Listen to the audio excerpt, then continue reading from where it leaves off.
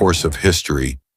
A woman whose love affair with a king shook the foundations of England, broke the Catholic Church, and ended with her tragic execution. Her name was Anne Boleyn. Anne Boleyn wasn't born to be queen. She came from a noble but not royal family. When she entered the court of King Henry VIII in the 1520s, she immediately caught his eye. Henry was already married to Queen Catherine of Aragon, but Anne was different, educated, witty, ambitious. Unlike other women, she refused to become just another mistress. She wanted more, and Henry promised her the crown. But there was a problem: Henry's marriage to Catherine. Divorce was forbidden by the Catholic Church, and the Pope refused to grant Henry an annulment. Desperate for Anne, Henry broke from Rome and created the Church of England, all to marry her. In 1533, Anne finally became his queen.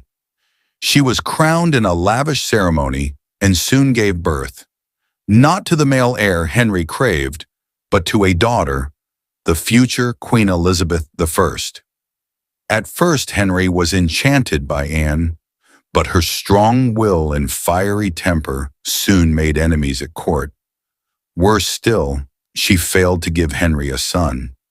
Miscarriages and political pressure turned their love story sour. Henry's eyes wandered to Jane Seymour, a gentle lady-in-waiting. Suddenly, Anne was no longer his obsession. She was his obstacle. Anne's enemies struck. In 1536, she was accused of adultery, incest, and treason. Shocking charges that most historians now believe were false, created to get rid of her. On May 19, 1536, at the Tower of London, Anne Boleyn faced her fate. Dressed in a gown of crimson and gray, she knelt before a French swordsman. With one swift stroke, the queen who once had the love of a king was gone.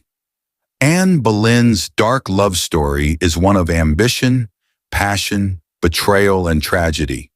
She gave England one of its greatest monarchs, Queen Elizabeth I, but paid with her own life. Was Anne a victim of love, or a woman who reached too high for the crown? History still debates, but her story will never be forgotten.